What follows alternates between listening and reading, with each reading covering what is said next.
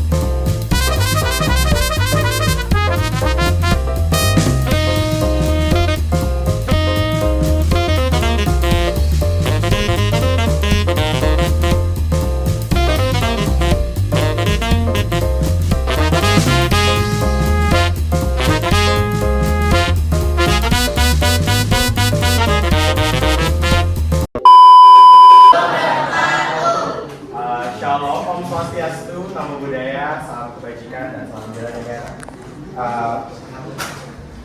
Pertama-tama marilah kita panjatkan puji serta syukur kehadiran Tuhan Yang Maha Esa atas karena limpahan karunia-Nya kita dapat berkumpul pada acara hari ini.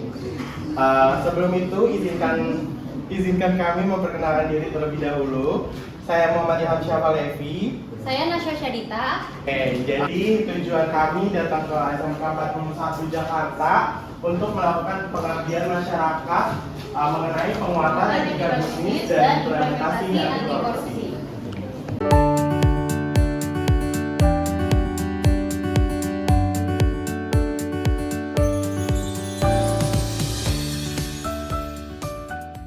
Mungkin kalian ada yang tahu nggak, simpel aja mengenai korupsi. Boleh tunjuk tangan siapa? Oke, sebelumnya perkenalkan nama saya Muzia Zuliasari. Izin menjawab, kalau dari aku sendiri, maksud dari korupsi itu adalah mengambil hak orang lain. Yang artinya itu bukan hak kita, tapi kita mengambilnya. Oke, boleh banget ya penjelasannya. Makasih ya.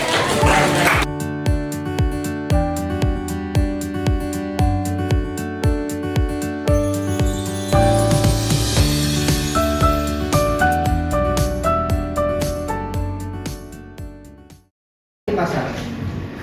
Etika bisnis dan anti korupsi ini bukan hanya untuk meningkatkan keuntungan perusahaan juga, tapi untuk membangun lingkungan bisnis yang sehat dan yang pada akhirnya nanti dapat memberikan atau meningkatkan kesejahteraan masyarakat. Jadi tujuan. Dan yang kedua yaitu memperkenalkan etika bisnis dan etika bisnis merupakan standar moral atau prinsip yang menjadi pedoman bagi individu dan perusahaan dalam menjalankan kegiatan bisnis. Etika bisnis ini menekankan pentingnya pada kejujuran, keadilan, tanggung jawab, dan Yang kelima, adanya membangun sistem pelaporan yang aman yang memungkinkan karyawan untuk melaporkan praktik korupsi tanpa rasa takut dan represali. Kedua, yang selanjutnya melakukan audit internal dan eksternal. Warahmatullahi wabarakatuh. Perkenalkan, nama saya Muzia Zuliasari. Saya izin bertanya ya, Kak. Jadi, semisal di suatu perusahaan ini ada yang namanya ketahuan korupsi, tapi karena suatu kuasa yang dia miliki, jadi nilai hukumnya yang harusnya dia dapetin itu jadi berkurang. Nah, kita tuh sebagai masyarakat itu harus kayak gimana sih menanggapi berita-berita tersebut? Terima kasih. Mungkin kita sebagai masyarakat ya, sebagai masyarakat sih kita bisa mengawal terus kasus tersebut sampai akhirnya mungkin akan mendapatkan hukuman yang setimpal dengan perbuatan.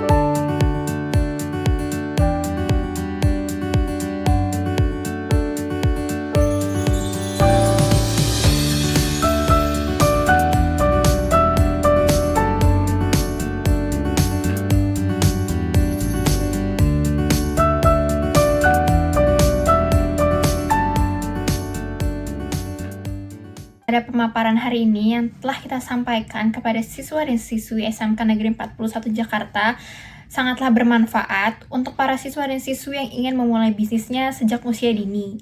Mereka kami perkenalkan bahaya anti korupsi supaya di saat mereka ingin memulai bisnis, mereka jangan pernah menyentuh yang namanya korupsi juga.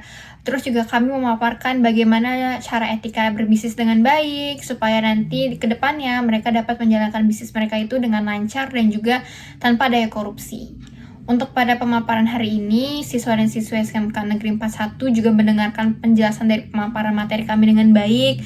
Mereka juga memahami materi-materi yang kami sampaikan sehingga kami berharap supaya mereka dapat menerapkannya di masa depan dengan baik.